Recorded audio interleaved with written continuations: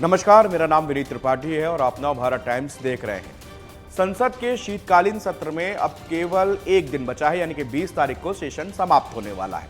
इस सेशन में महत्वपूर्ण जो बिल पारित हुआ उसमें वन नेशन वन इलेक्शन था, जिसमें खूब हंगामा हुआ। लेकिन इसके पहले अडानी को लेकर जो खुलासा हुआ, उस मामले को लेकर विपक्ष ने सत्ता पक्ष को खूब घेरा। इसके बाद गेंद जो है वो पक्ष के पास आती है, यानी कि सरकार के पास आई, और सोरोस वाले मामले में केंद्र सरकार के सांसदों ने खूब हो हल्ला मचाया।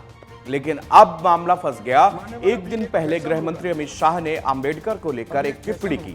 डॉक्टर भीमराव अंबेडकर को लेकर की गई टिप्पणी के बाद में पूरा इंडिया गठबंधन एकजुट होकर सत्ता पक्ष के खिलाफ विरोध प्रदर्शन कर रहा है। संसद में आज अलग अलग तस्वीरें जो सामने आ रही हैं। सबसे पहली तस्वीर का मैं जिक्र करता हूं। राहुल गांधी जो कि लोकसभा में विपक्ष के नेता हैं, वो नीले कलर की टी शर्ट पहनकर पहुंचे हैं। इसके अलावा प्रियंका गांधी जो कि वायनाड से नई सांसद चुनी गई हैं, वो नीले रंग की साड़ी पहनकर पहुंची हैं। और सारे इंडिया ब्लॉक के सांसद संसद भवन के बाहर डॉक्टर भीमराव अंबेडकर की प्रतिमा के नीचे खड़े होकर सरकार के खिलाफ प्रदर्शन कर रहे हैं। सोशल मीडिया पर भी अमित शाह से माफी मांगने की गुहार लगी जा रही है। पहले एक बार देख लेते हैं, एक दिन पहले गृह मंत्री अमित शाह ने ऐसी कौन सी टिप्पणी की जिसके बाद ये पूरा बवाल मचा हुआ है। मान्यवर, अभी एक फैशन होगा है अंबेडकर अंबेडकर अंबेडकर अंबेडकर अंबेडकर अंबेडकर। इतना नाम अगर भगवान का लेते हैं तो 7 जन्मों तक स्वर्ग मिल जाता। अच्छी बात है ना। सुनिए तो, सुनिए ना, आप सुनिए ना, मैं बताता हूं। हमें तो आनंद है कि अंबेडकर का नाम लेते हैं। अंबेडकर का नाम अभी 100 बार ज्यादा लो।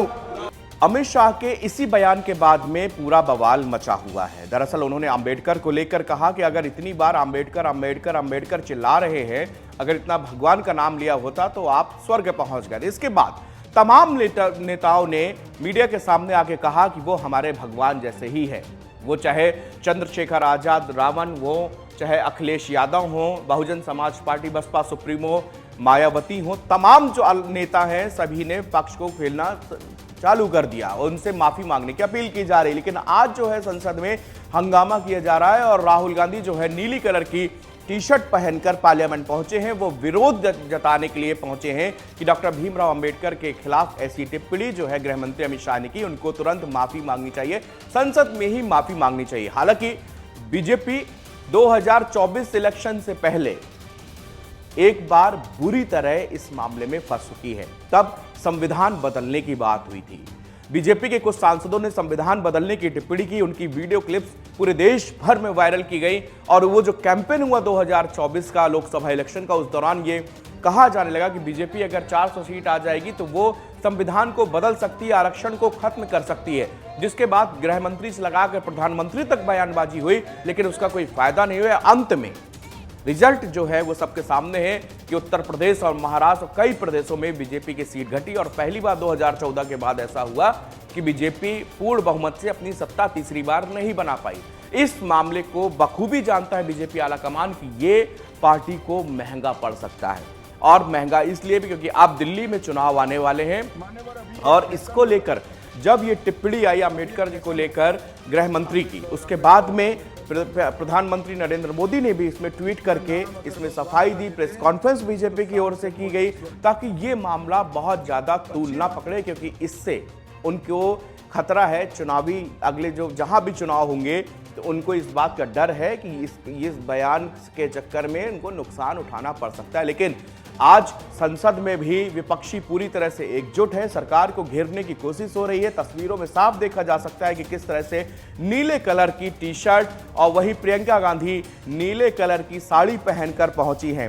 प्रियंका गांधी जो कि वायनाड से जीत के आई हैं, राहुल गांधी वहां से दोनों जगह अमेठी और वायनाड जीतने के बाद वायनाड की सीट जब खाली होती है प्रियंका गांधी आई और उसके बाद उनके अलग अलग तेवर पार्लियामेंट के अंदर देखने को मिल रहे हैं। कभी वो पर्स पॉलिटिक्स की बात आती है, पैलेस्टाइन का समर्थन का वो पर्स लेके जब निकली तो मीडिया के कैमरों की निगाहें उनके पर्स की तरफ थी और उन्होंने बाद में उस पर्स को मीडिया के सामने दिखाया।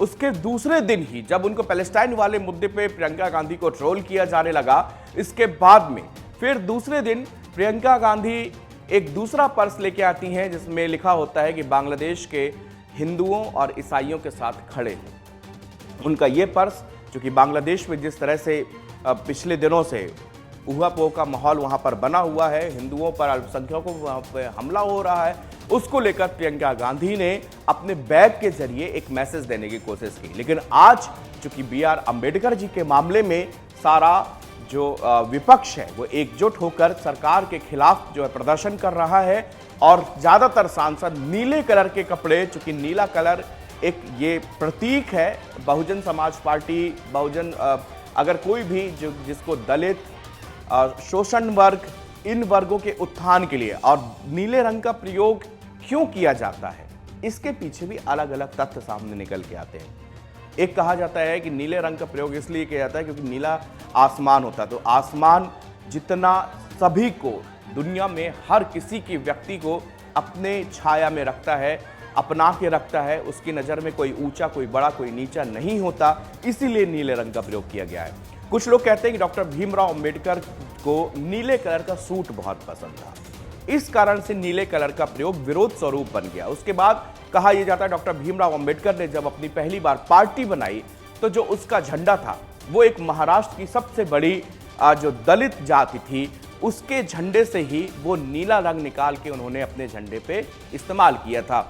इसी के कारण नीला रंग एक दलितों का उत्थान का एक प्रतीक है, एक विरोध का प्रतीक बन गया। और अब जब भी इस तरह के मामलों में आप विरोध प्रदर्शन देखते हैं तब भी आपको नीले रंग जरूर दिखता है, और उसी नीले रंग के कारण आज राहुल गांधी नीले रंग की टी-शर्ट पहनकर और प्रियंका गांधी जो लीड कर रही हैं दोनों अपोजिशन को, वो जो है नीले रंग की साड़ी पहनकर आज संसद भवन पहुंची हैं। और आपको बता दें 20 तारीख को शीतकालीन सत्र का अंत भी हो रहा है, जिसको लेकर अब लग रहा है कि आज और कल दोनों दिन पार्लियामेंट में भयंकर बवाल होने की पूरी संभावना है।